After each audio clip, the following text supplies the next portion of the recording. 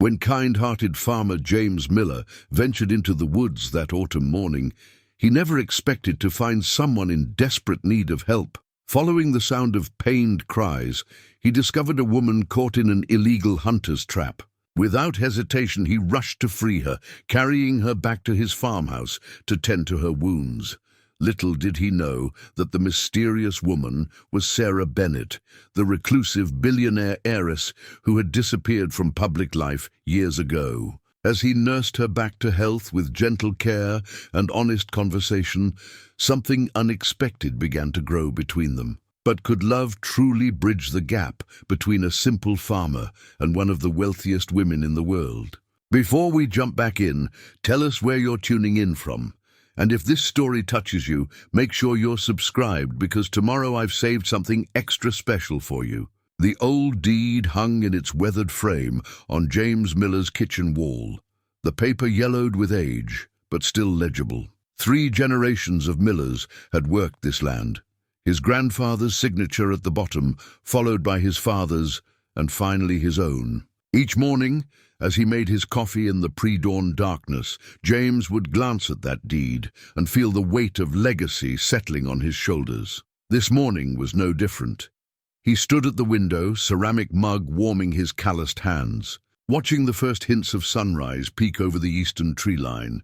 Scout, his elderly golden retriever, pressed against his leg with familiar devotion. The old dog had slowed considerably over the past year, but his eyes still held that same faithful warmth they'd had since he was a pup.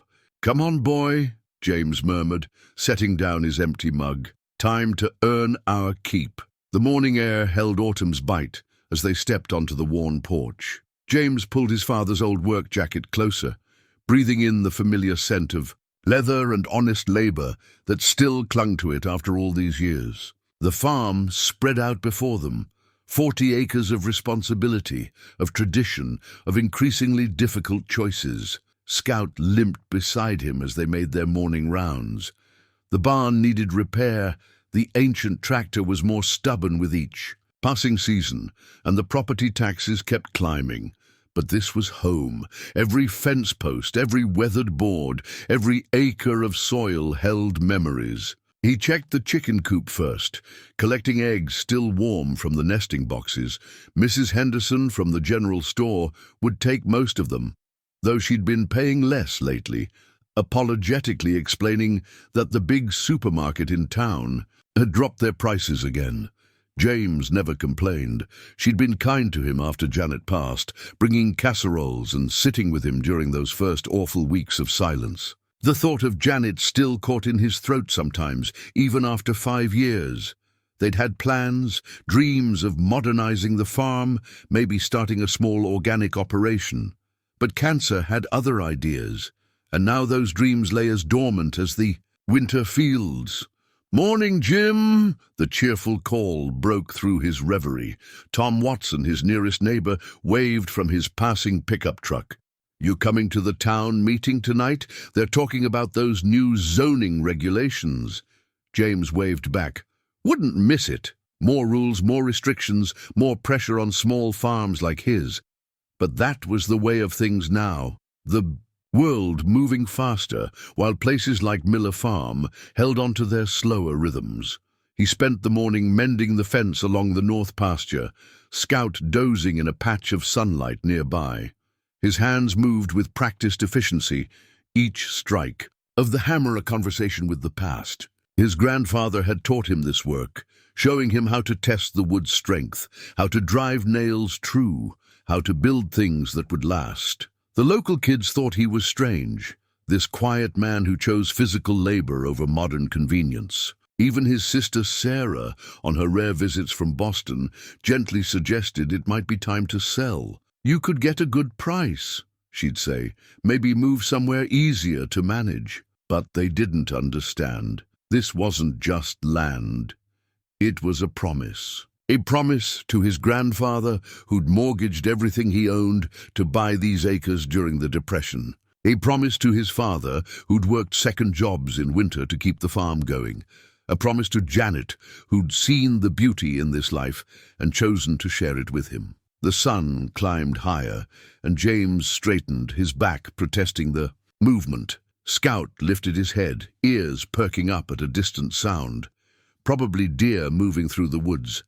They'd been more active lately, preparing for winter. He needed to head into town soon, pick up supplies and check his mail at the post. Office. Bills, mostly. The kind that made his stomach tighten, and his mind turned to the small lockbox in his bedroom, where he kept the deed and what remained of his savings.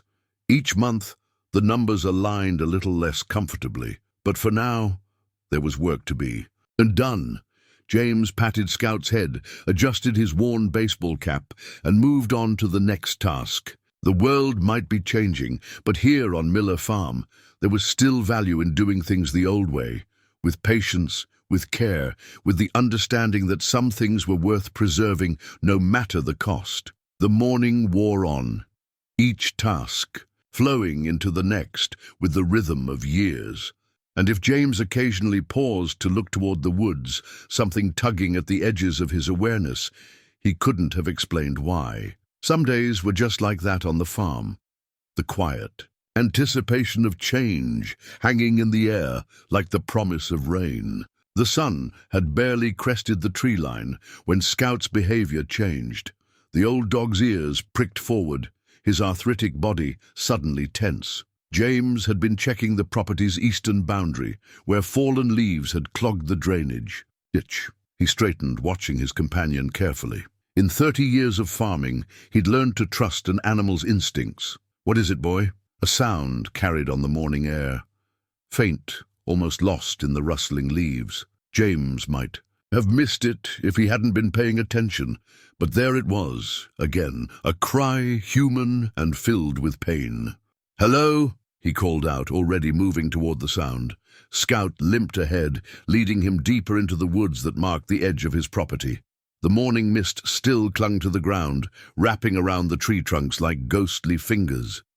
The cry came again, closer now, accompanied by the sound of metal scraping against metal. James quickened his pace, pushing through dense underbrush. Scout whined, nose pointing toward a small clearing ahead. What James saw there stopped him. Cold. A woman lay on the ground, her leg caught in the cruel jaws of an illegal hunter's trap. The device was barbaric, all rusted metal and sharp teeth, the kind that had been banned decades ago. Blood stained the leaves around her, and her face was pale with shock and pain. "Dear God," James breathed, approaching slowly to avoid startling her. "Mom, try not to move, I'm here to help." Her eyes snapped to his face, dark eyes filled with fear and something else, defiance maybe. She tried to push herself up, then fell back with a gasp of pain. "Stay back," she warned, voice hoarse. "I'm fine.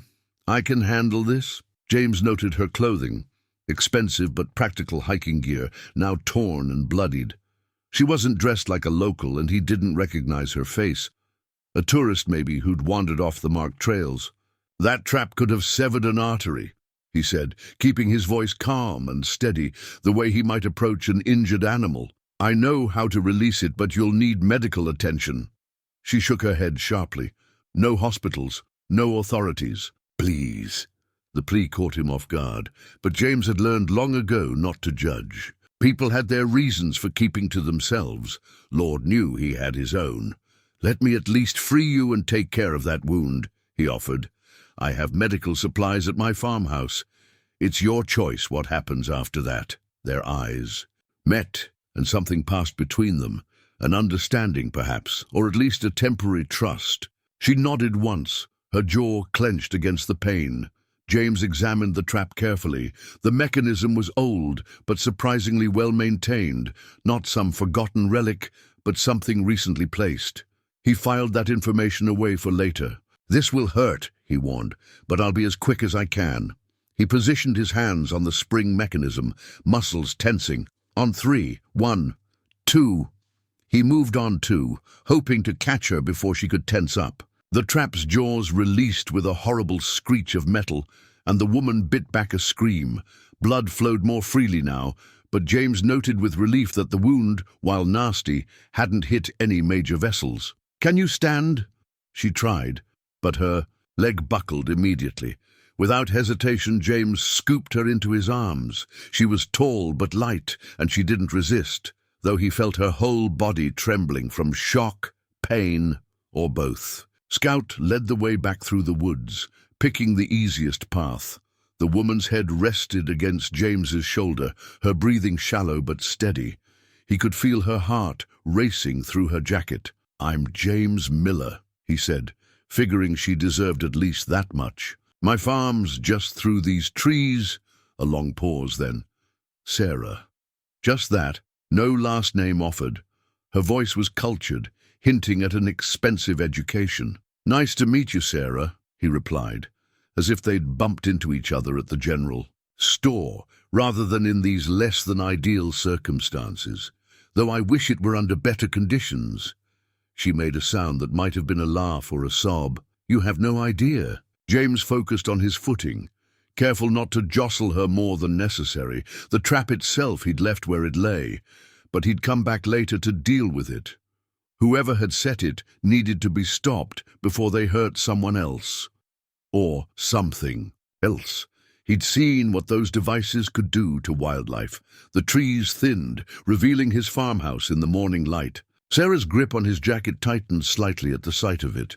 "It's not much," he said, suddenly conscious of the peeling paint and sagging porch steps, "but it's home." "It's perfect," she whispered so quietly he almost missed it. And there was something in her voice, a longing, a weariness, that made him wonder just what kind of trouble this mysterious woman was running from. But those questions could wait. Right now, she needed help, and that was something James Miller knew how to give. Inside the farmhouse, James carried Sarah straight to the living room sofa, his grandmother's handmade quilt still draped across its worn cushions. Scout followed close behind, his concern evident in soft whines. The morning light filtered through. Lace curtains Janet had hung years ago, casting delicate shadows across Sarah's pale face. "I need to get my first aid kit," James said, carefully setting her down. "Try not to move that leg." He hurried to the kitchen, where his grandmother's old medical kit still hung by the back door. A sturdy wooden box with brass fittings, maintained through 3 generations of farm accidents and minor emergencies. Inside, modern supplies mixed with his grandmother's herbal remedies. She'd been the closest thing to a doctor the community had for many years. When he returned, Sarah was examining her surroundings with an intensity that seemed at odds with her condition. Her eyes tracked over the simple furniture, the family photos on the mantel, the ancient clock ticking steadily on the wall. "This will sting," he warned, kneeling beside her with antiseptic and gauze. "But infection's the biggest risk with these old traps." Sarah nodded, then caught her breath sharply as he began cleaning the wound. Her fingers dug into the sofa cushions, but she didn't make a sound. James worked quickly, efficiently, the way his grandmother had taught him. The puncture wounds were deep, but clean. The trap's teeth had been sharp, which was actually a blessing. Jagged tears would have been worse. "You've done this before," she observed, watching his hands move with practiced ease. "Farm life teaches you a thing or two about patching things up." He applied antibiotic ointment generously, though usually it's livestock or equipment I'm fixing, not mysterious women in the woods. A ghost of a smile crossed her face quickly, replaced by a grimace as he began wrapping the bandage. "I suppose I owe you an explanation." "You don't owe me anything." James secured the bandage carefully. "Except maybe letting me call a doctor to look at this properly." "No." The word came sharp and quick. "No doctors, please. I can't." James sat back on his heels, studying her face. Fear flickered in her eyes. Not of him, he realized, but of something else. Someone else, maybe. "All right," he said finally, "but you need rest and monitoring. That leg's going to need regular cleaning and rebandaging. You can take my bedroom. It's down here on the first floor. I'll use the guest room upstairs." "I couldn't possibly." "You can and you will." His tone was gentle but firm. "Unless you're planning to walk out of here on that leg." Sarah's shoulders slumped slightly, the first crack in her composed facade. "Why are you helping me?" The question hung in the air between them. James thought about his grandmother. about all the strays and strangers she'd helped over the years, about Janet, who'd always said kindness was its own kind of wisdom. "Because you need it," he said simply, "and because that's what we do here." Something shifted in Sarah's expression. Surprise, maybe, or recognition of a truth she'd forgotten existed. She looked down at her bandaged leg, then back at his face. "Thank you," she whispered, and there was a weight to the words that suggested she didn't say them often. James nodded, then stood to gather sheets and blankets from the linen closet. Scout had settled beside the sofa, his head resting near Sarah's hand. The old dog had always been a good judge of character.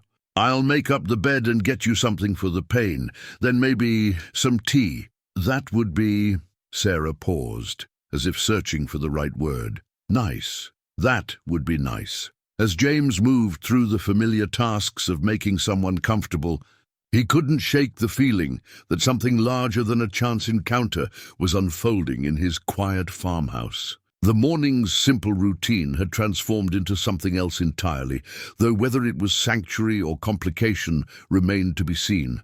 Outside, the sun climbed higher, and the day's work waited. But for now, there was just this, a stranger. In need, a warm house, and the age-old practice of offering shelter from whatever storms might be raging in the wider world. By late afternoon, Sarah had fallen into an exhausted sleep, her face finally relaxed after hours of carefully maintained composure. James moved quietly through the house, checking on her occasionally while catching up on indoor tasks. The autumn. Wind had picked up, rattling the windows with the promise of rain. He was gathering her torn clothes for washing when something fell from her jacket pocket, a sleek phone with a shattered screen. James picked it up, intending to place it on the side table when the screen flickered to life. Through the spiderweb of cracks, an image appeared. Sarah, nearly unrecognizable in an elegant evening gown, standing beside an older man in front of a building he recognized from news coverage. Bennett Industries headquarters in Manhattan. The revelation hit him like a physical blow. Sarah Bennett. The Sarah Bennett. The mysterious heiress who'd vanished from public life 3 years ago, leaving behind a corporate empire and countless tabloid speculations. "I was wondering when you'd figure it out." Her voice startled him. She was awake, watching him from the doorway where he'd helped her to the bathroom earlier. She leaned heavily against the frame, her injured leg barely touching the ground. "You shouldn't be up," he said automatically, then held up the phone. "Were you ever going to tell me?" Sarah's face tightened. "Would it have made a difference in how I helped you?"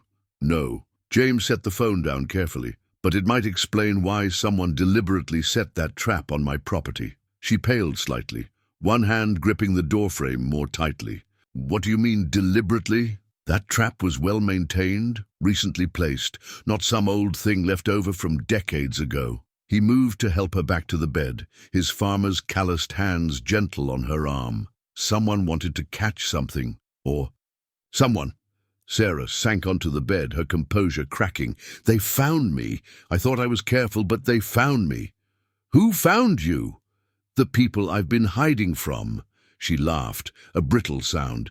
"Everyone, really. My father's board of directors, the corporate vultures waiting for me to fail, the press, the fortune hunters, take your pick." James pulled the old rocking chair closer, its familiar creaking a counterpoint to the wind outside. "Why don't you start at the beginning?" Sarah was quiet for a long moment, her fingers twisting in the quilt. When she spoke, her voice carried the weight of long-held secrets. 3 years ago, I was supposed to take over as CEO of Bennett Industries. It's what I was raised for, groomed for since birth. Every decision, every relationship, every aspect of my life was curated to create the perfect corporate leader. Her eyes met his, challenging. "Do you know what that's like? To never make a single choice that's truly your own," James thought. "Of the farm, of generations of millers working this land, something about inherited responsibility. Yeah, I might understand that." Something shifted in her expression, recognition, perhaps, of an unexpected common ground. "But you chose to stay," she said softly. I chose to run. The night before my appointment as CEO, I discovered irregularities in our environmental impact. Reports, deliberate cover-ups of toxic dumping, bribes to safety inspectors, entire communities put at risk for profit. Her hands clenched in the quilt. When I brought it to the board's attention, they tried to bury it. Said it would be handled internally. So you disappeared. With evidence. She gestured to the broken phone. Everything's encrypted on there. 3 years of hiding, gathering more proof, trying to figure out how to expose it all without destroying thousands of jobs in the process. The wind rattled the windows harder, and Scout whined softly from his spot by the bed. James absorbed her words, thinking of the trap in the woods with new understanding. And now they've found me. Sarah's voice wavered for the first time. I thought I was safe here, in this quiet corner of nowhere. I should leave before I bring trouble to your door. You're not going anywhere on that leg, James said firmly. And trouble has a way of finding folks whether they're looking for it or not. Better to face it with help than alone. Sarah stared at him, something like wonder crossing her face. You believe me, just like that? Ma'am, Sarah, I've spent my life reading weather and soil, watching crops grow or fail. You learn to trust your instincts. He smiled slightly.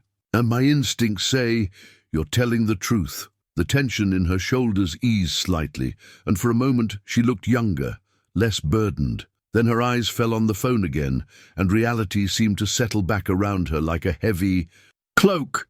They won't stop looking. Then we better make sure you're healed up before they find what they're looking for. James stood, his decision made. Rest. I'll bring you some dinner soon. As he turned to leave, her voice stopped him. James, thank you for not asking for proof, for not treating you like an heiress. He glanced back, catching her small smile. Hard to put on airs with someone who carried you out of the woods, covered in mud and blood. Her laugh, soft but genuine, followed him out of the room. And if his heart beat a little faster at the sound, well, that was something to worry about another time. A week passed in the rhythm of farm life, marked by the steady progression of Sarah's healing.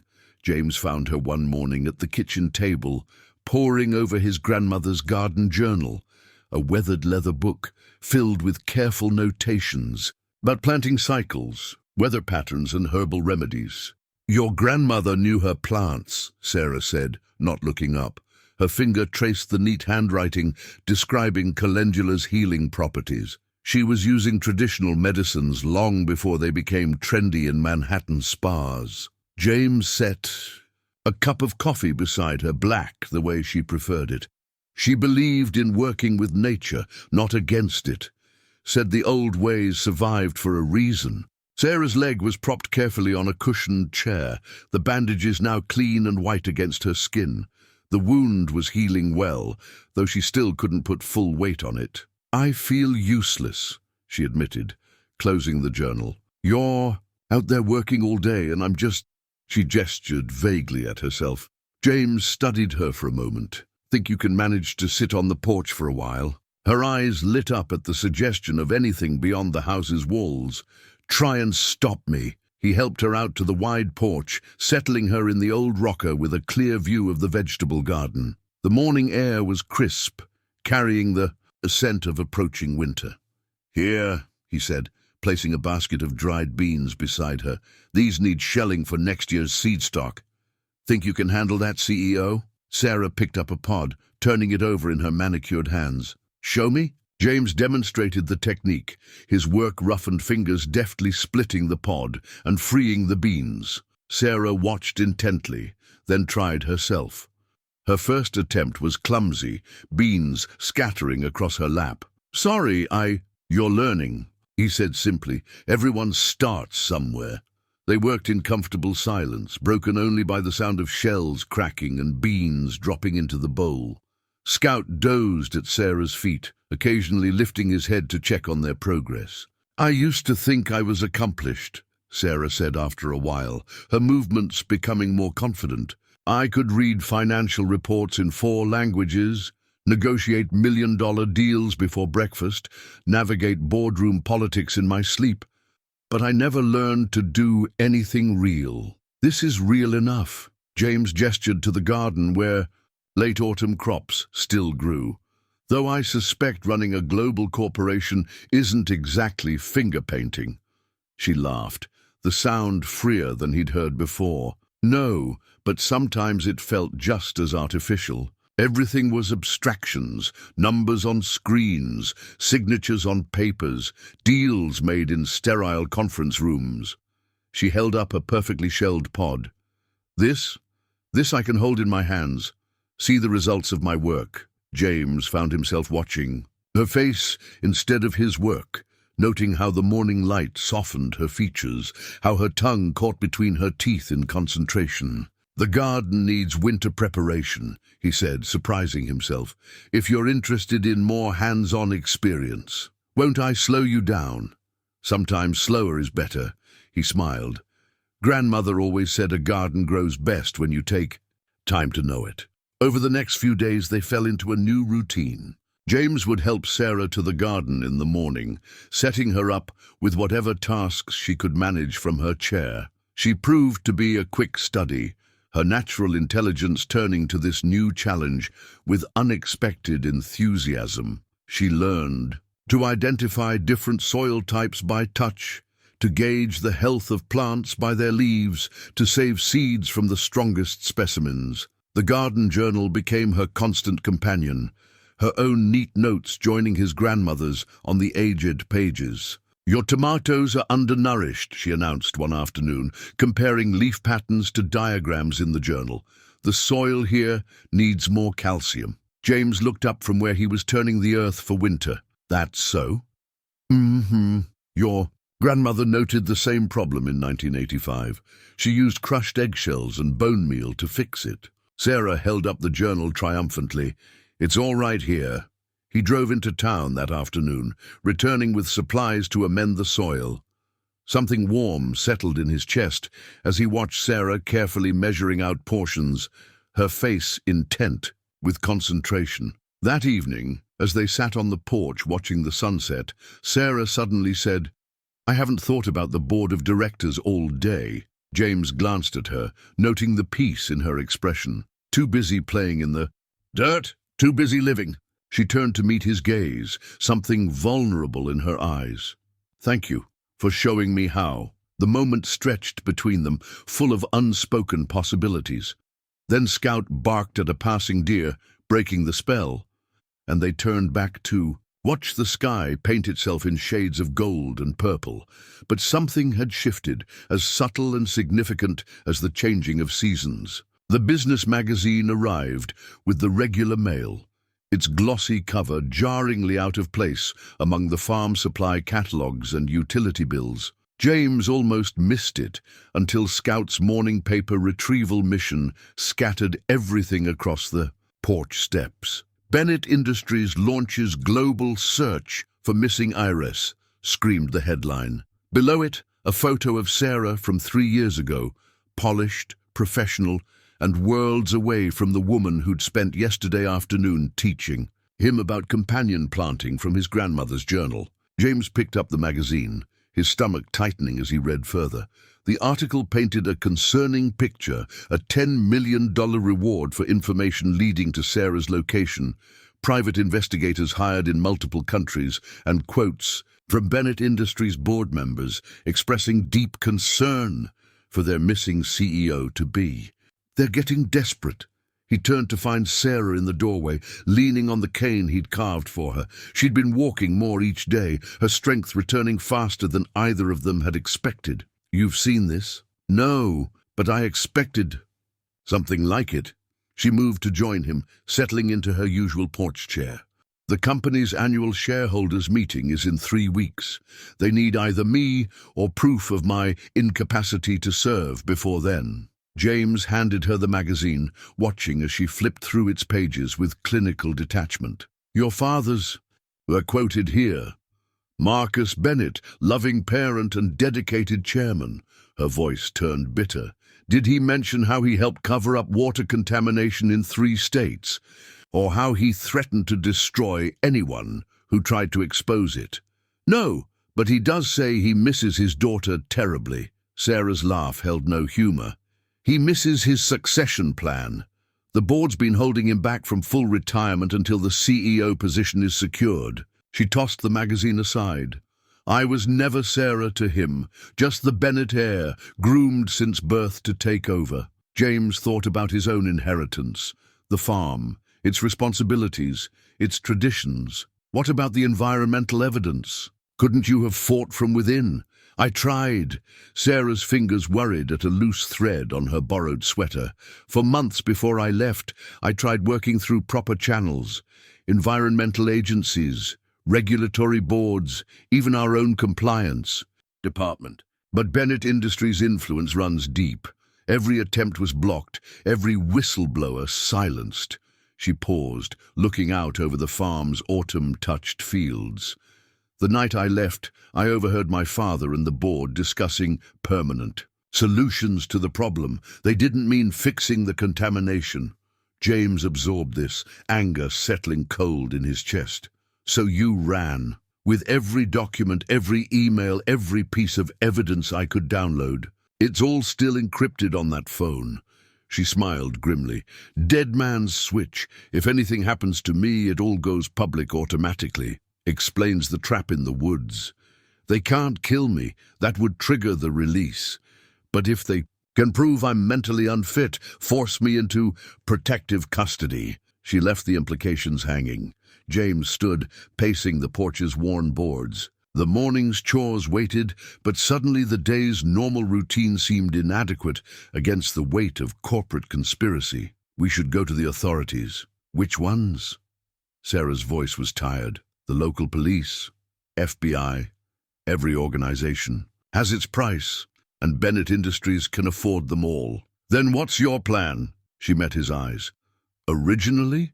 Hide until I could find a way to expose everything without destroying thousands of innocent employees' livelihoods. The company employs over 50,000 people, James. I can't just burn it all down. And now? Now? She looked around at the farm, at Scout dozing in the morning sun, at the garden where they'd worked together. Something softened in her expression. Now I'm not sure. For the first time in my life I've found something real, something worth...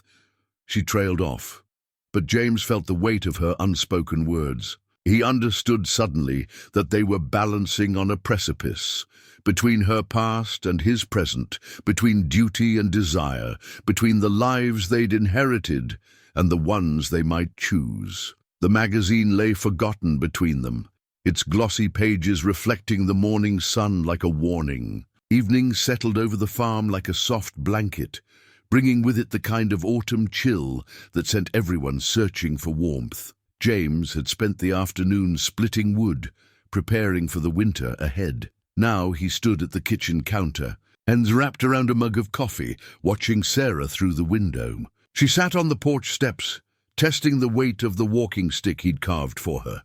It was a simple thing, made from a straight ash branch, smoothed and polished with care. He'd worked on it during the evenings, shaping the wood while she read from his grandmother's journal, their quiet companionship becoming as natural as breathing.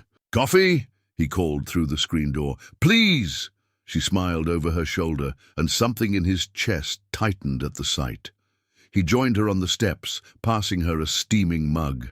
The sunset painted the sky in watercolor shades of pink and gold, the kind of evening that usually brought him peace. But tonight, the beauty felt bittersweet, weighted with the knowledge that it couldn't last. "I remembered something today," Sarah said, running her fingers along the smooth grain of the walking stick. "When I was very young, maybe 6 or 7, we had a groundskeeper at the estate, Mr. Chen. He had this little vegetable garden behind his cottage." James watched her profile in the fading light, noting how her expression softened with the memory. "I used to sneak away from my tutors to help him plant things. He taught me about earthworms and soil pH, about how plants need both sunshine and rain to grow strong." She laughed softly. "My father fired him when he found out. Said it wasn't appropriate for a Bennett to play in the dirt.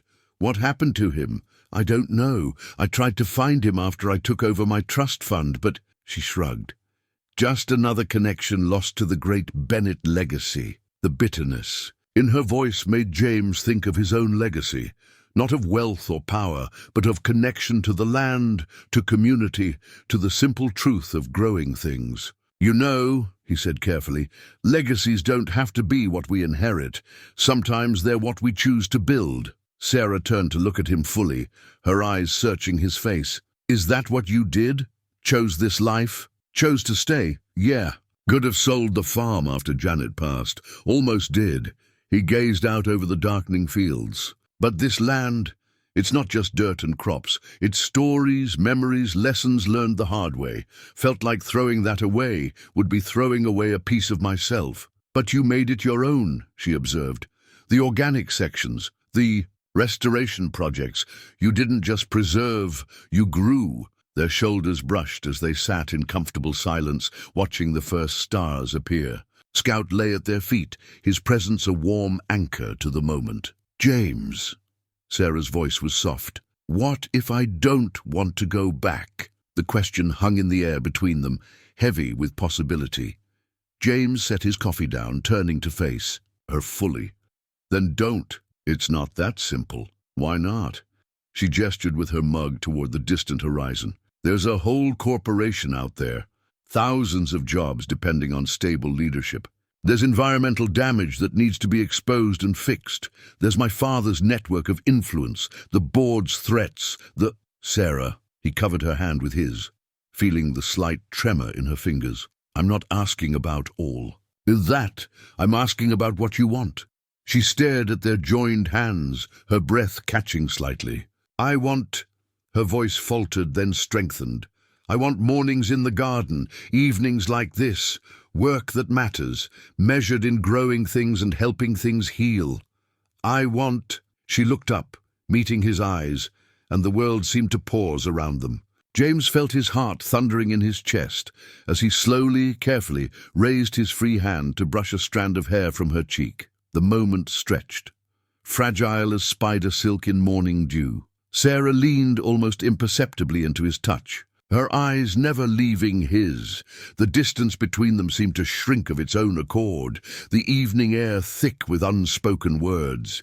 Then Scout barked sharply, leaping to his feet. Headlights swept across the yard as a car turned into the long driveway, shattering the moment like glass. The diamond engagement ring caught the last rays of sunlight as it rolled across James's kitchen table, finally coming to rest beside an empty coffee cup. The man who had placed it there, Andrew Preston III, according to his eloquent introduction, sat with the kind of practiced ease that spoke of generations of privilege. You must understand, Sarah, he said, his cultured voice carrying just the right note of concern.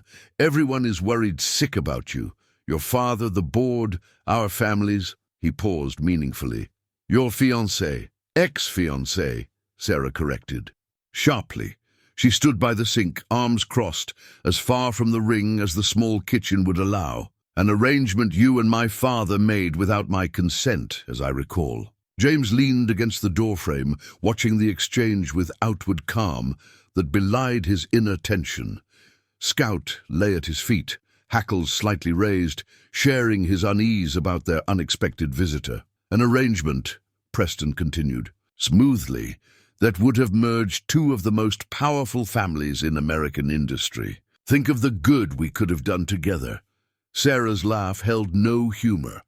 Good, like covering up toxic dumping or bribing safety inspectors. Alleged improprieties that could have been handled internally, my dear. Preston's smile didn't reach his eyes. Instead, you chose to run away with corporate secrets, leaving chaos in your wake. Do you know what the company's stock has done in your absence? I know exactly what it's done. Sarah's voice was steel. I still get the reports. The board's been artificially inflating the price to hide the impact of their environmental violations.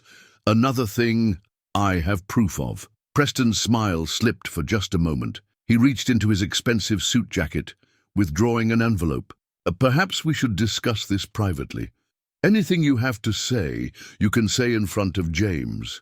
Ah, yes, your rescuer. Preston's gaze swept over James's work clothes and calloused hands with calculated dismissal.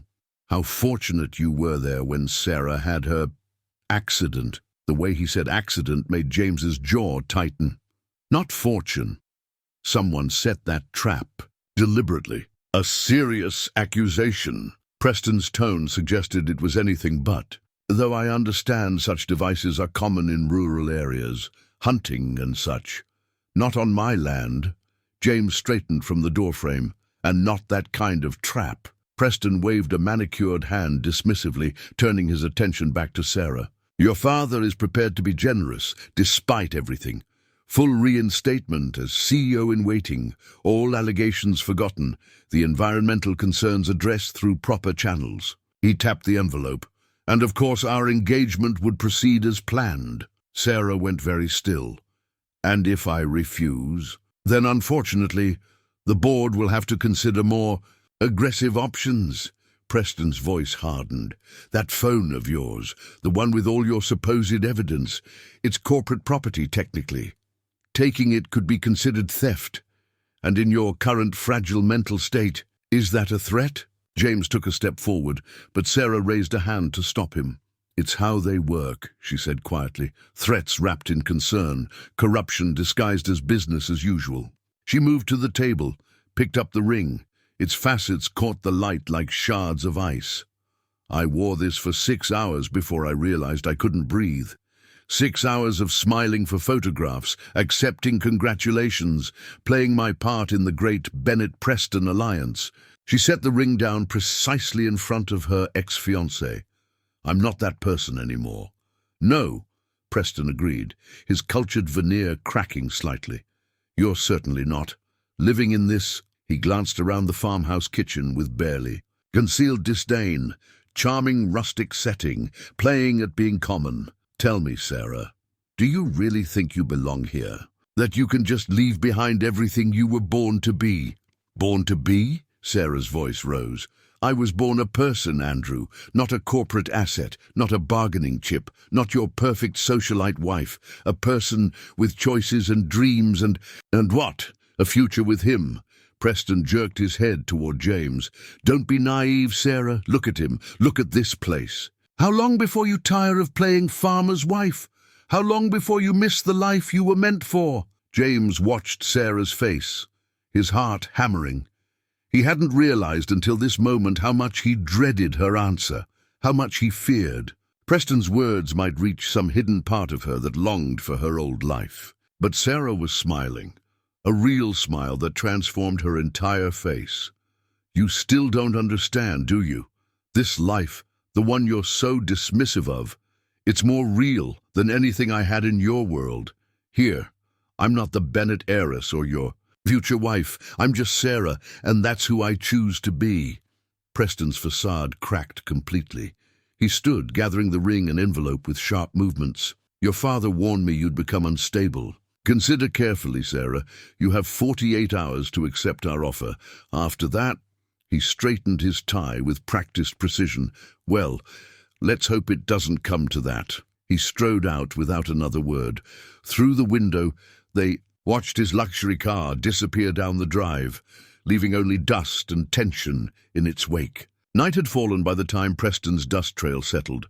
Sarah stood at the kitchen window, her father's letter trembling slightly in her hands. James had given her space after their unwelcome visitor left, busying himself with evening chores. But now he watched her from the doorway, concern etched on his features.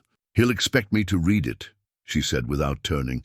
My father always did love his letters, said they carried more weight than phone calls or emails, something about the permanence of ink on paper. She broke the heavy wax seal, the Bennett family crest, James noted, and unfolded the expensive stationery.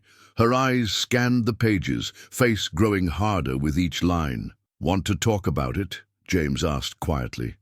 Sarah turned, letter still clutched in her hand. You deserve to know everything. The whole truth, not just pieces. Only if you want to tell it. She smiled faintly at that, at his consistent respect for her choices. Moving to the living room, she settled into what had become her usual spot on the sofa. James followed, taking the old armchair across from her. "I was 8 when my mother died," she began, smoothing the letter across her lap. "Cancer. Fast and brutal. The last thing she made my father promise was that I would be taken care of, that I would have the best of everything." A bitter laugh escaped her. "He took that to mean the best education, the best connections, the best preparation to take over the company. Love never entered into it." James stayed quiet, letting her find her way through the story. "By 12, I was sitting in on board meetings. By 16, I was analyzing quarterly reports and attending shareholder dinners. Dating was vetted through corporate HR, only sons of suitable families considered." She gestured to the letter. "Andrew was the perfect choice. Preston Industries had the right combination of assets and market share. Our marriage would have created an empire." "But you found something," James prompted gently. "I found everything." Sarah's voice hardened. 3 years ago, an employee in our environmental compliance division committed suicide, left a note saying he couldn't live with what he knew. I started digging, quietly at first, then with increasing desperation as I uncovered more and more evidence. She stood, pacing the room with restless energy. Chemical dumping in water tables across 3 states. Falsified safety reports. Bribes to keep locals quiet about increased cancer rates. And my father, the board, they knew, they all knew. "The phone," James said. "That's what's on it?" Sarah nodded. "Everything. Documents, emails, surveillance footage, witness statements. Enough to bring down not just Bennett Industries, but half the corporate structure on the East Coast. The night before my CEO appointment, I confronted my father with it all." She stopped pacing, hugging herself as if against a chill. He laughed, actually laughed, said I was naive, that this was how business worked in the real world. Then he told me what would happen. I would take my position as CEO, marry Andrew, and these minor issues would be handled internally. But you ran instead. I couldn't be part of it, couldn't put my name, my life behind that kind of evil. She met his eyes. So I ran.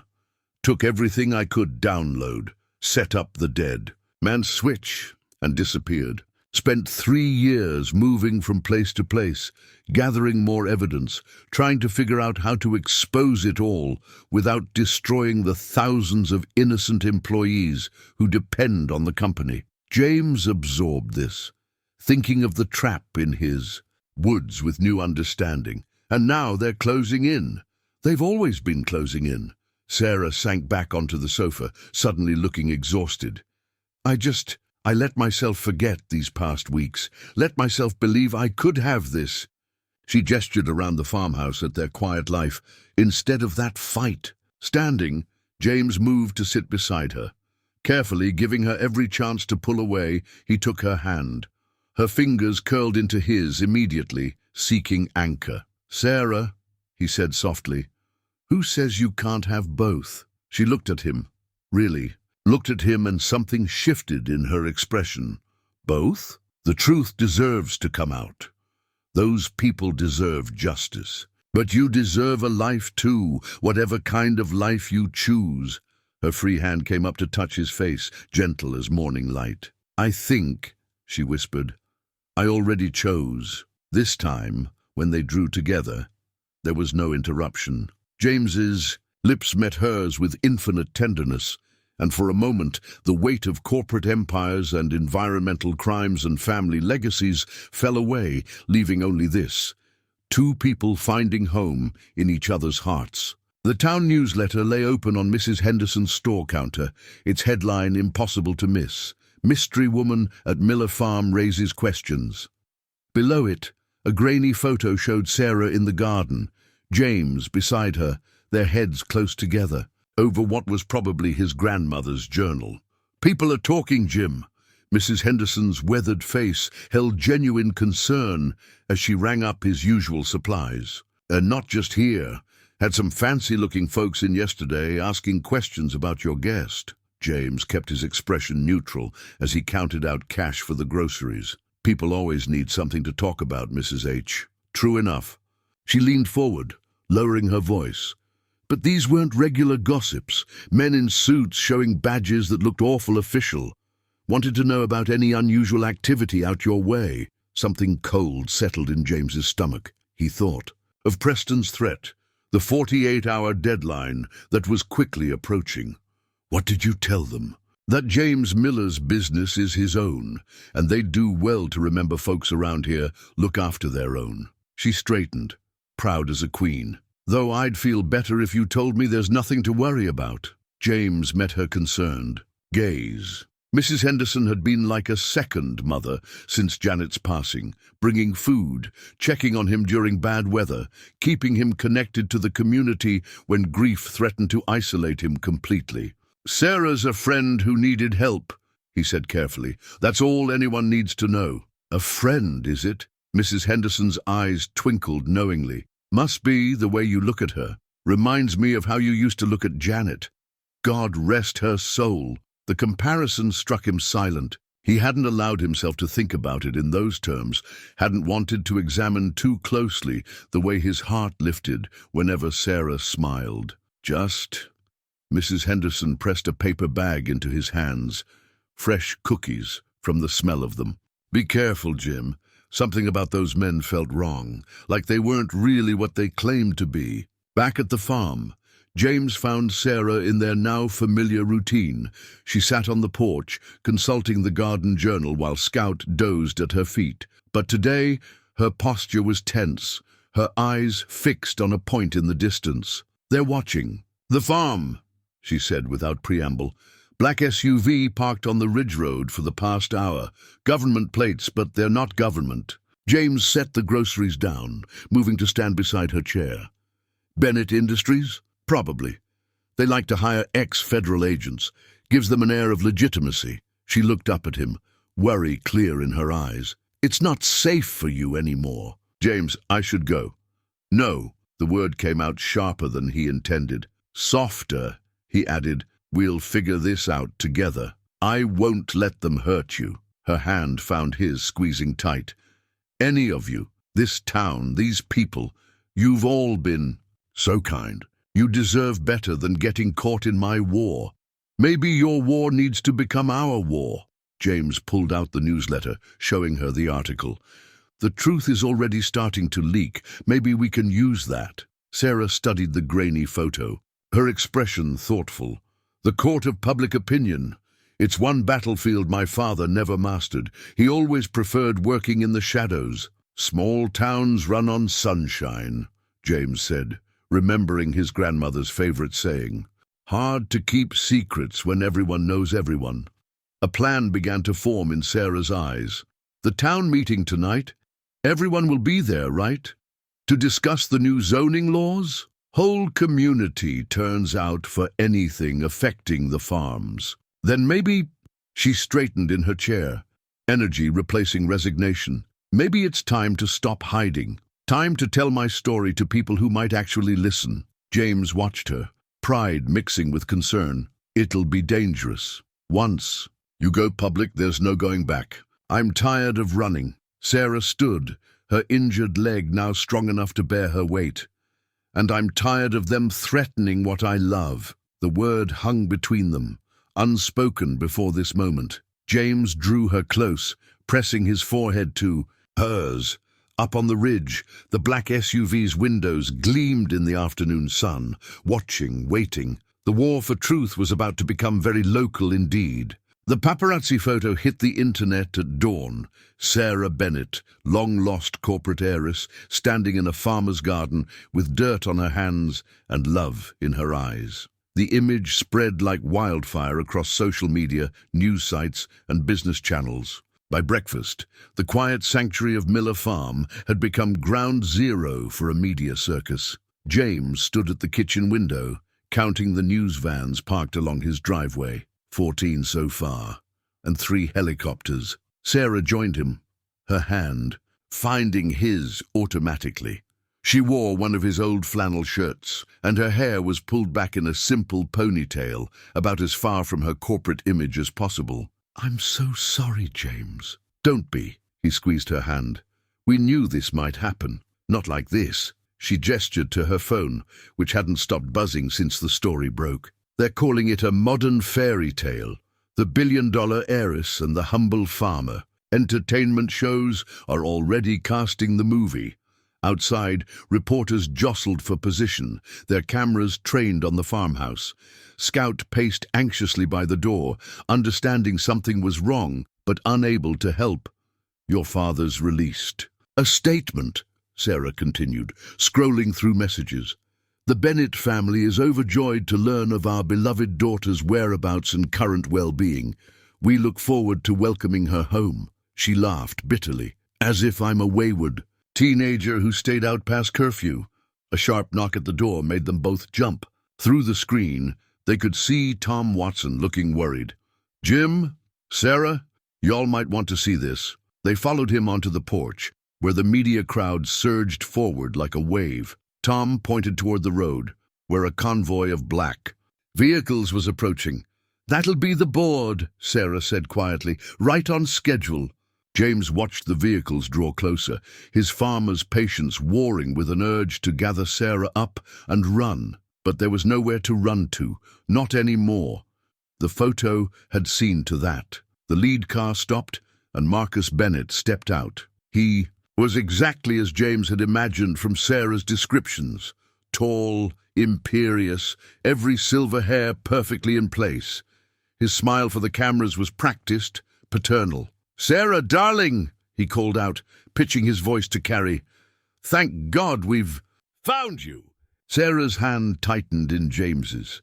"Here we go," she whispered. Marcus Bennett mounted the porch steps like a king ascending his throne. Behind him, Andrew Preston and several board members emerged from their vehicles, forming a practiced tableau of concern and authority. "Mr. Miller." Bennett's smile didn't reach his eyes as he extended his hand. "We can't thank you enough for looking after our Sarah during her episode." James didn't take the offered hand. "She's not having an episode, Mr. Bennett. She's standing up to corporate corruption." A flicker of something dangerous crossed Bennett's face, but his smile never wavered. The cameras were rolling after all. "My dear," he turned to Sarah, "you've had us all so worried. These delusions about environmental violations, these paranoid fantasies about corporate conspiracies." He reached for her arm.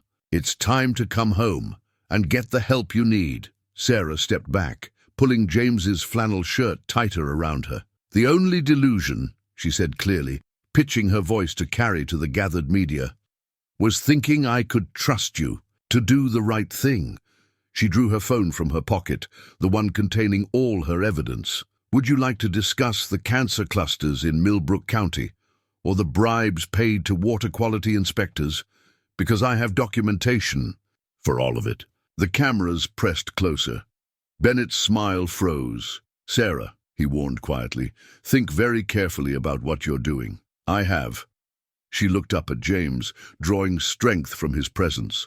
"For the first time in my life, I'm thinking clearly." A reporter called out, "Miss Bennett, are you saying Bennett Industries knowingly polluted water supplies?" Another, "Mr. Bennett, how do you respond to these allegations?" The carefully staged reunion was slipping out of control.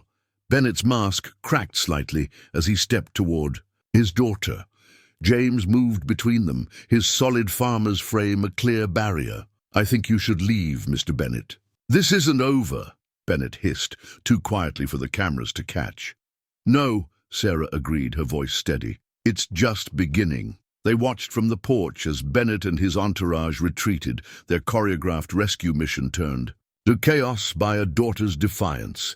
The media swarmed their departing vehicles, hungry for comments. "You okay?" James asked softly. Sarah looked around at the farm, at the garden where she'd found purpose, the porch where she'd found love, the simple house where she'd found herself. "I am now," she said. "For the first time in my life, I really am." The Bennett family crest ring glinted in the farmhouse's kitchen light as Marcus Bennett set it deliberately on the table. 3 silver wolves circled a crown, a design that dated back to the family's old-world origins when they'd been minor. Nobility instead of corporate royalty. This ring, Bennett said, his voice carrying the weight of generations, has been passed down through our family for 200 years. It represents everything we are, everything we've built. He looked at Sarah. Everything you're trying to destroy. The kitchen had become an unlikely battlefield. Sarah sat at one end of the worn table, James standing supportively behind her chair. Across from them, Marcus Bennett and Andrew Preston faced them like prosecutors before a jury. Two corporate lawyers hovered nearby, tablets ready to record. Everything. "I'm not trying to destroy anything," Sarah replied evenly. "I'm trying to save lives." "Lives?" Bennett's laugh was sharp as broken glass. "You're talking about statistical anomalies, theoretical health impacts that haven't even been proven." "I have proof." Sarah's voice cut through his dismissal. "Death certificates, medical records, soil samples, first-hand accounts from families who lost children to rare cancers. Real people, Father. Not statistics." James watched the interplay between father and daughter, noting how they shared the same steel in their spines, the same fire in their eyes. But where Bennett's determination stemmed from pride and power, Sarah's came from something purer, a genuine desire to right terrible wrongs. "The board has convened an emergency session," Preston interjected smoothly. "Given your unstable behavior and these unfounded accusations, they're prepared to declare you unfit for succession." "Unfounded." Sarah pulled out her phone, sliding it across the table. "Everything's documented here. Every memo, every falsified report, every payoff. Would you like me to start sharing them with the reporters outside?" Bennett's face darkened. "You'd burn down your own family's legacy, everything we've worked for? You burned it down the moment you chose profits over people's lives." Sarah's voice shook with controlled emotion. "The legacy I care about isn't in that ring. It's in doing what's right." "Right?" Bennett stood abruptly, his carefully maintained facade cracking. "You think hiding on a farm, playing at being common, falling for some dirt poor—" He caught himself, but the damage was done. James straightened to his full height, years of physical labor evident in his bearing. "Careful, Mr. Bennett." "Or what, Mr. Miller?" Bennett's smile was razor-sharp. "You'll defend her honor? Fight the big bad corporation? You have no idea what you're dealing with." "No, Father," Sarah interrupted, standing. "You have no idea what you're dealing with. James showed me what real integrity looks like, what it means to work honestly, to care about the land and the people who depend on it." She touched the phone. "One press of a button, and every news outlet in the country gets the full story." "You'd be ruined too," Preston warned. "No one would trust the whistleblower who destroyed her own company." "Maybe."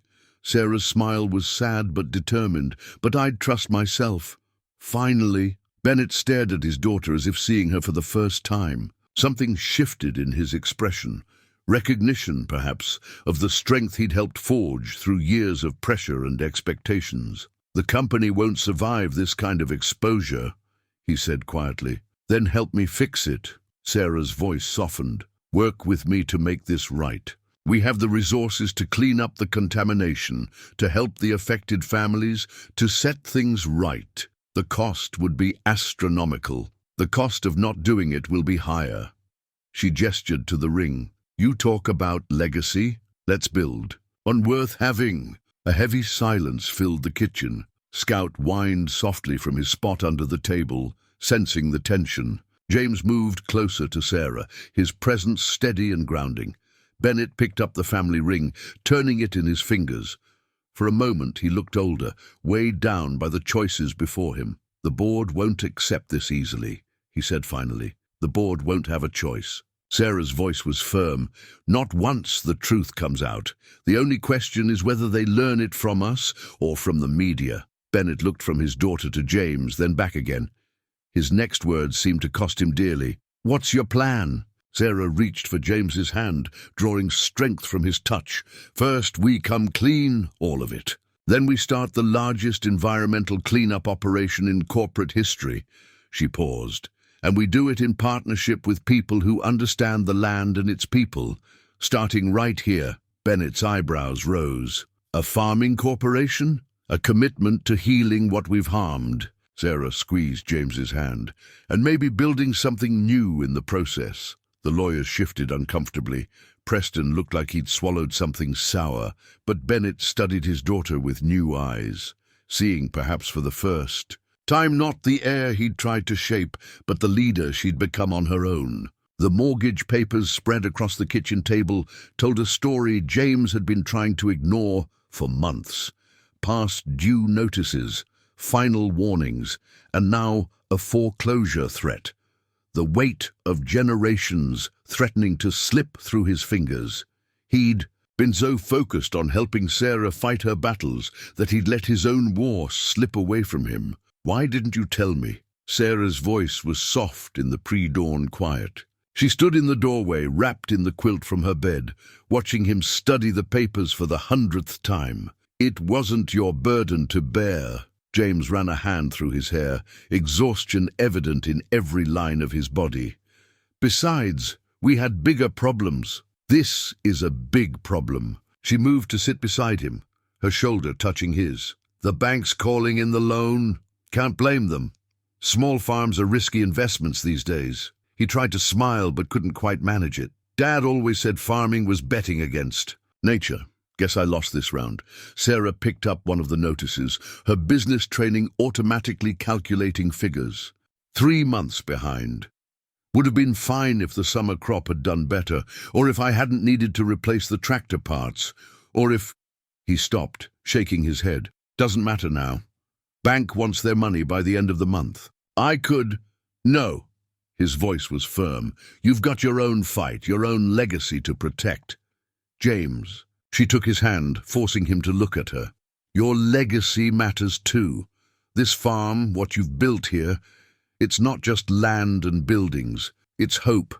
It's healing. She squeezed his fingers. It's home. The word hung between them, heavy, with meaning. Home. When had this weathered farmhouse become home to Sarah Bennett, corporate heiress? When had her presence here become as natural as the sunrise? The board meets tomorrow, she continued. Fathers agreed to hear my proposals for environmental cleanup and corporate restructuring, but she hesitated. But they want me back in New York, immediately, to oversee the transition and handle the press. She pulled the quilt tighter around her shoulders. They're making it a condition of their cooperation. James felt the words, like a physical blow, though he'd been expecting something like this. How long? 6 months, maybe more. Her voice cracked slightly. They're not wrong. This has to be handled carefully. Jobs are at stake. Communities depend on the company. And us? The question slipped out before he could stop it. Sarah stood abruptly, moving to the window where the first hints of dawn painted the sky. That's why I can't leave. Not like this. Not with you losing everything you've worked for.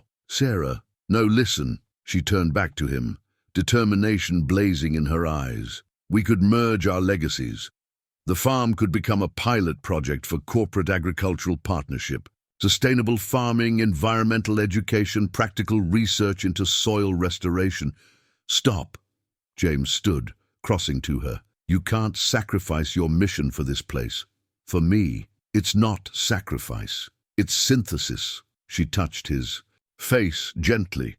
You taught me that real value isn't in stock prices or corporate mergers. It's in nurturing things, growing things, healing things. The board will never go for it. They will, if it's part of our larger environmental initiative. Think about it. What better way to show corporate responsibility than partnering with small farms? Creating sustainable models for the future.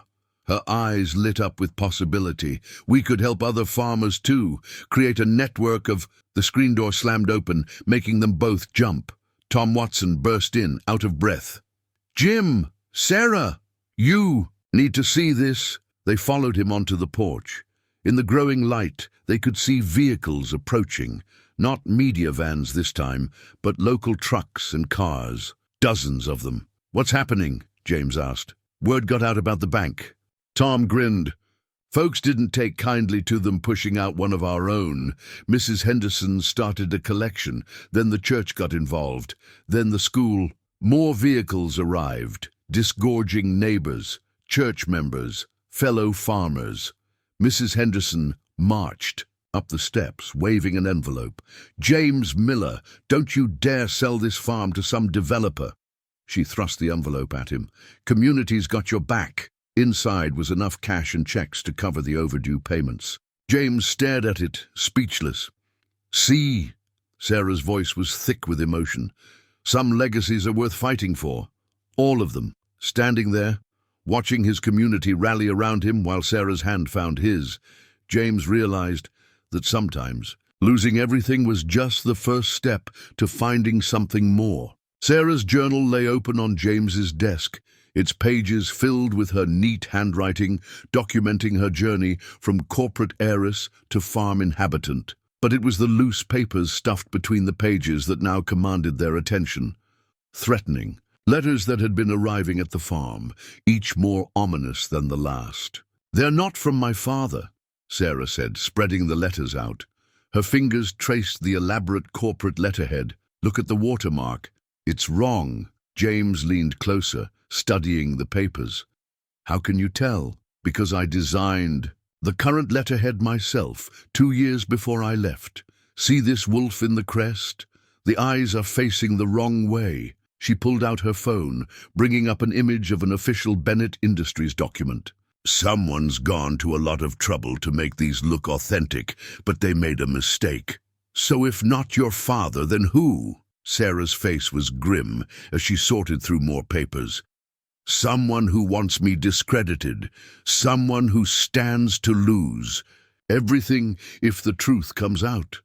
She paused, picking up the latest threat. "Someone who knew exactly where to place that trap in your woods." The implications hit James like a physical blow.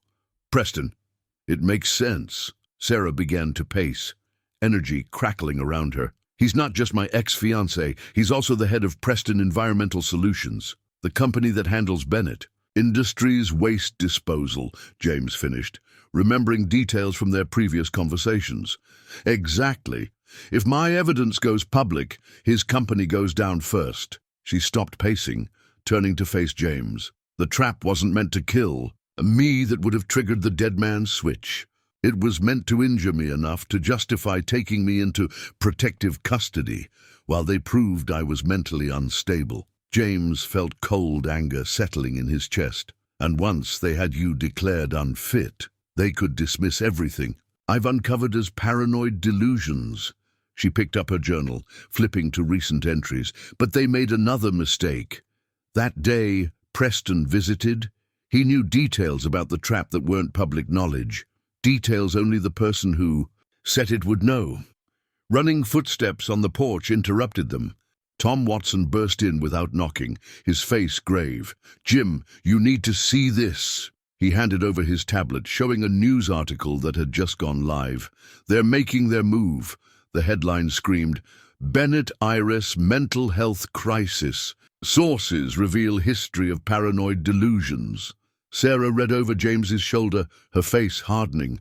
"Preston's quoted extensively, I see, along with a carefully selected handful of concerned former employees who remember my erratic behavior before I left. They're laying the groundwork," James said quietly, "for having you committed. There's more." Tom scrolled down. "They've filed for an emergency competency hearing tomorrow morning." Sarah's laugh held no humor.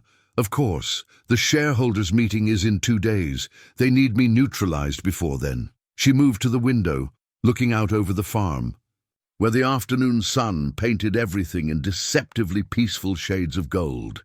James watched her, seeing not the defeated woman Preston wanted to portray, but a warrior preparing for battle. "We have everything we need," she said finally, turning back to them. "The fake letters, Preston's connection to the trap, the evidence of environmental crimes. It's time to end this." "How?" Tom asked. A slow smile spread across Sarah's face, the kind of smile that had probably terrorized corporate boardrooms before she'd left that world behind. Preston's not the only one who can talk to the press. She picked up her phone. And I think it's time the world heard from the real Sarah Bennett. She dialed a number from memory. Hello? Yes, this is Sarah Bennett. I'd like to arrange a live interview.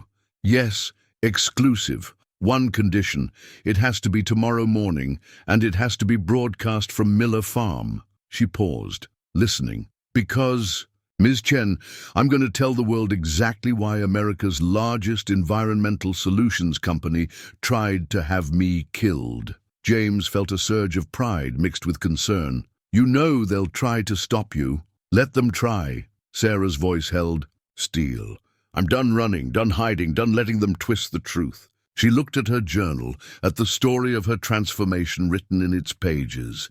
It's time to show them what happens when you back a Bennett into a corner. Tom grinned. I'll spread the word. The whole town will be here to support you. Good. Sarah's eyes met James's, and he saw in them the same strength he'd recognized that first morning in the woods. Because tomorrow, we're not just saving a corporate heiress or a family farm. We're saving the truth itself. As the sun set over Miller Farm, they began to prepare for what would either be their finest hour or their last stand. Either way, by this time tomorrow, nothing would ever be the same. The business proposal lay ready on the farmhouse table, its pages outlining a revolutionary partnership between Bennett Industries and American farmers. Sarah had worked through the night perfecting it, combining corporate strategy with agricultural wisdom. Now, as dawn broke over the farm, news vans began arriving for what would become either their greatest triumph or their final defeat. They're here, James said from the window, watching a familiar convoy of black vehicles approach.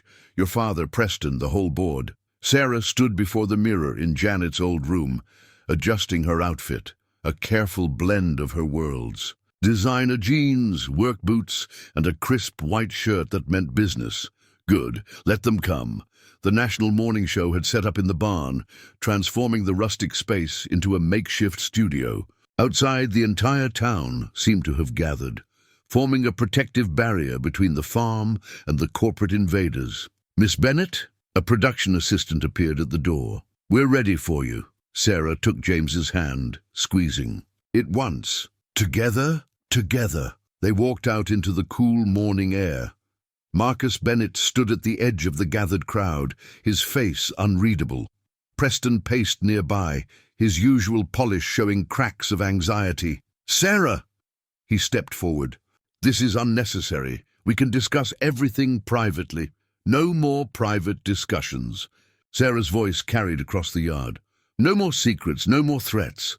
The news anchor, Diana Chen, approached with her microphone ready. Miss Bennett, we're live in 2 minutes. Perfect timing. Sarah smiled as Preston's face darkened. I believe everyone who needs to hear this is present. Inside the barn, the cameras rolled. Sarah sat composed, James steady beside her as she began to tell her story. Not just of corporate corruption and environmental crimes, but of finding truth in unexpected places. 3 years ago, I discovered that Preston Environmental Solutions, in partnership with Bennett Industries, had been deliberately concealing toxic dumping across multiple states. She held up a flash drive. I have proof of every violation, every cover-up, every threat made to silence witnesses. Preston surged forward, but the cameras caught his movement. You can't. I can, and I will. Sarah's voice was steel. Including proof that you arranged an accident to have me declared mentally unfit. She produced the fake threatening letters. Your mistake was using outdated letterhead. Details matter, Andrew. Marcus Bennett stepped into frame. Sarah, think about what you're doing. I have, Father. She opened the business proposal. That's why I've developed a plan to make this right. Not just cleanup, but complete reformation. Bennett Industries can lead the way in environmental restoration, partnering with local farmers to heal the land we helped poison. Diana Chen leaned forward. Are you suggesting a complete corporate restructuring? I'm suggesting a revolution. Sarah's eyes blazed. starting right here at Miller Farm, a pilot program combining traditional farming wisdom with corporate resources, sustainable agriculture, environmental education, real commitment to the communities we've harmed. James watched pride war with calculation on Marcus Bennett's face. The old man was a businessman to his core. He could see the potential even through his anger. The cost, Preston began, will be less than the lawsuits once this evidence. It goes public, Sarah cut in smoothly.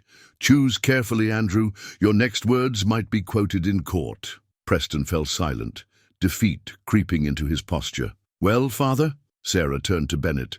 What's it going to be? Real change or public disgrace? The cameras caught every nuance of Marcus Bennett's expression as he studied his daughter. Finally, he smiled.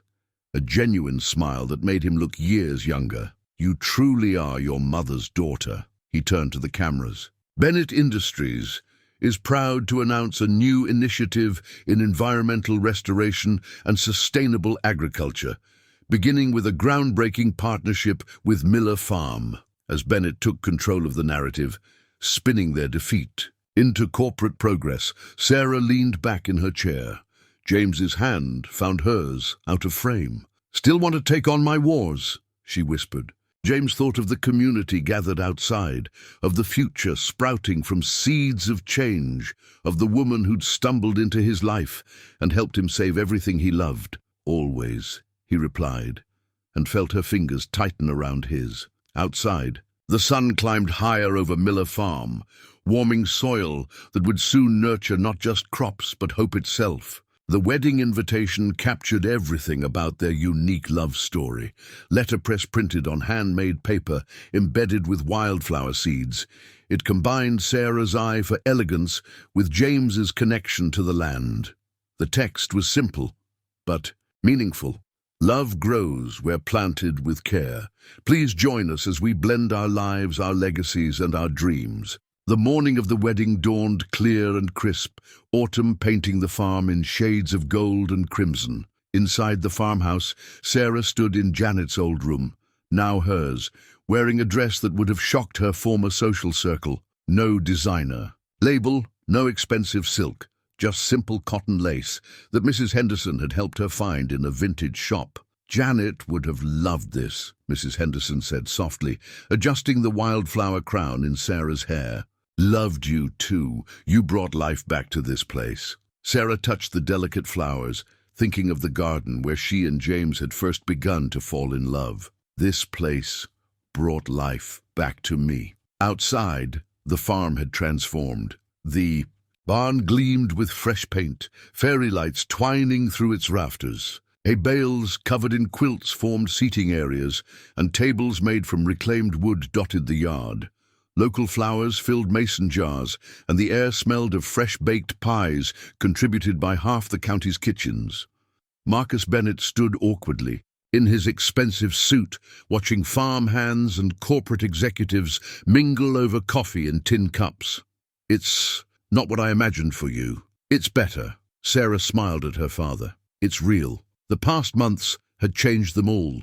Bennett Industries' environmental initiative, centered at Miller Farm, had become a model for corporate responsibility. Sarah split her time between the farm and the city, proving that one didn't have to choose between making a difference and making a life. The board still wishes you'd run operations from New York, Bennett admitted. The board's learning to adapt, like we all are. She took her father's arm. Ready? The ceremony itself was pure country simplicity. No orchestras or formal processions, just Sarah walking through the autumn grass on her father's arm while Tom Watson's daughter played guitar. James waited by the garden arch, wearing his father's restored suit and the most beautiful smile Sarah had ever seen. Scout, grey-muzzled but proud, carried their rings on a hand-sewn pillow. The old dog had been failing lately, but he'd rallied for this day, somehow knowing its importance. The minister, who'd known James since childhood, spoke of growth and nurturing, of love that transforms and heals. When it came time for vows, there wasn't a dry eye in the gathering. I once thought I knew what legacy meant, Sarah said, her voice carrying across the hushed crowd. But you showed me that true inheritance isn't in names or fortunes. It's in the way we nurture what matters.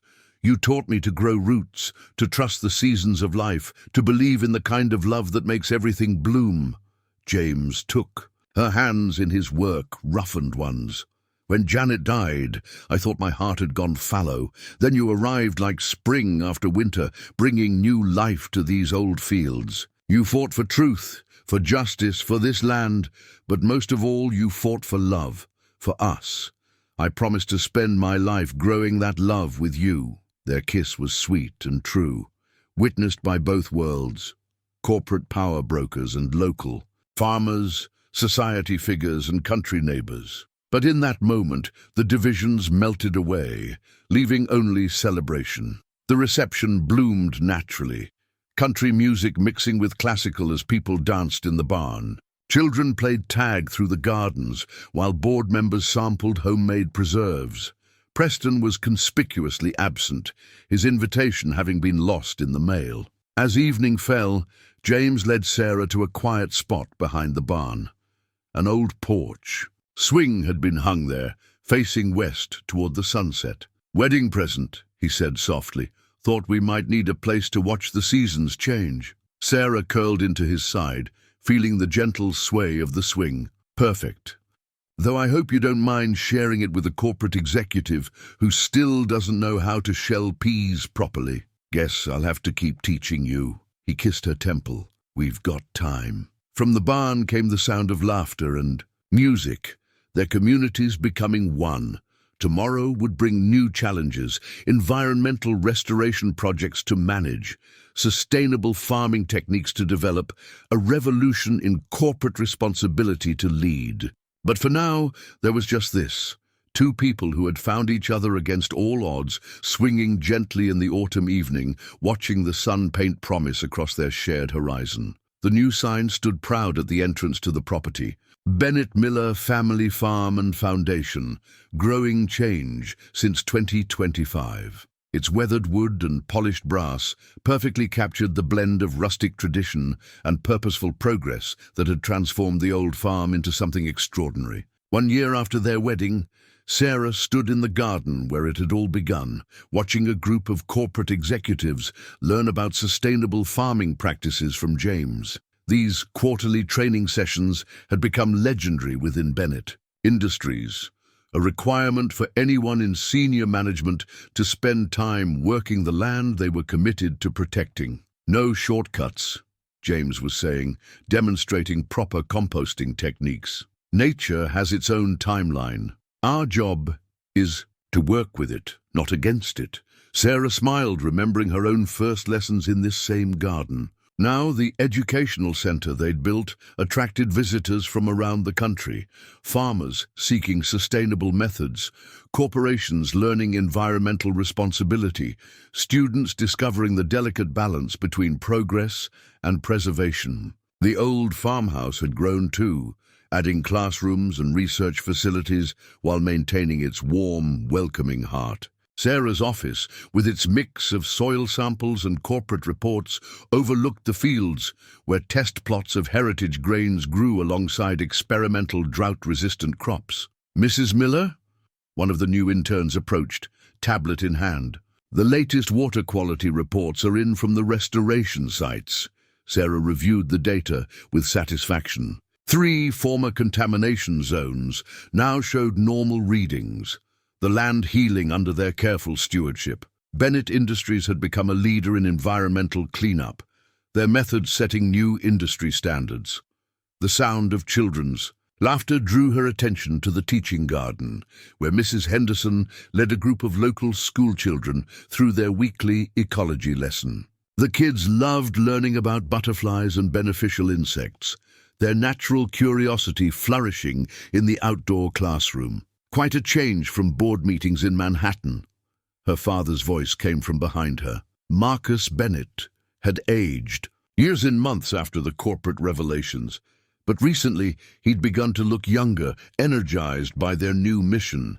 "Better changes," Sarah replied, watching James demonstrate proper seed-saving techniques to his corporate students. though I never expected you to embrace farm life quite so enthusiastically." Marcus smiled, gesturing to his casual clothes. "And work boots. Your mother always said I needed to get my hands dirty more often. Think she'd be proud of all this." "She would." Sarah touched her slightly rounded belly. Still their secret for a few more weeks. New life, new hope, new legacy, growing beneath her heart. The afternoon sun painted long shadows across the farm as various groups wrapped up their activities. Corporate jets departed from the local airfield while school buses wound down country roads. Soon it was just family again, the original kind and the chosen kind that had grown around them. James found her on their porch swing, where they still watched sunsets together. "Good day." "The best kind." She leaned into him, breathing in the scent of earth and honest work that still clung to his clothes. "The restoration project's working, the land's healing. Like all of us," he touched her wedding ring, a simple band that meant more than any corporate merger. "Tom says the springs in the North Woods are running clear again. First time in 30 years." They sat in comfortable silence, watching darkness soften the farm's edges. The teaching gardens, the research fields, the newly restored wetlands, all settling into evening peace. From the barn came the soft sounds of the evening crew finishing chores, caring for the animals that were part research subjects, part therapy, assistants for their youth programs. "Did you ever imagine," Sarah asked softly, "that first morning in the woods, when you found me in that trap, that I'd find everything I never knew I was missing?" James smiled. "Maybe part of me did. Some things you just know, deep as roots in good soil." A cool breeze carried the scent of autumn, of ripeness and completion and new beginnings. Soon they would share their news, welcome new life into this place of healing and growth. But for now, there was just this, two people who had found each other against all odds, who had transformed wounds into wisdom, who had grown love in unlikely soil. The evening star appeared above their merged worlds, blessing the legacy they had planted together.